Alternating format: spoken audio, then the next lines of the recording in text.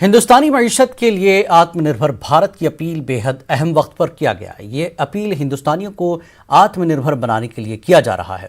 Network 18 की पहल और आईटीसी के जरिए पेश करदा स्वाभिमान भारत एक ऐसी पहल है जो आपको मुल्क भर से ऐसे हिंदुस्तानियों को कहानियां दिखानेगा जो सरकार की मदद के बगैर मसाइल हल कर रहे हैं। इख्तराई सलाहियतों और हुसूलियाबियों की ऐसी कहानियां जो बनाती हैं कि हम एक कौम की शक्ल में कितने मजबूत हैं। ये वीडियो नेट की कहानी है जो दुनिया भर के वीडियो सर्वेलेंस सिस्टम को मजीद मौसर बनाने के लिए जदीद घरेलू टेक्नोलॉजी मुहैया कराती है।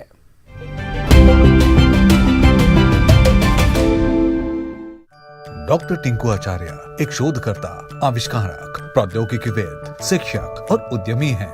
उन्होंने कोलकाता में वीडियोनेटिक्स की शुरुआत की, जो वीडियो सर्वेलेंस सिस्टम्स के लिए जबरदस्त तकनीक बनाता है। When I was in USA, so I was always wondering that how can we build Indian intellectual property to bring India in the forefront of technology. That time I realized that video is going to be another data type. With that goal, I wanted to create a video computing platform.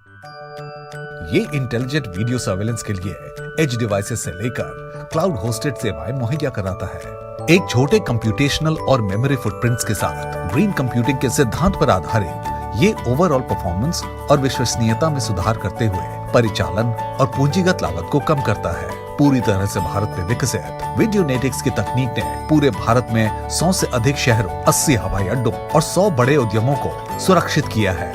अब इसे विदेश में भी ले जाया जा रहा है। डॉक्टर टिंकू आचार्य की वीडियोनेटिक्स भारत को ग्लोबल टेक इनोवेशन के मामले में सबसे आगे लाने का प्रयास कर रही है।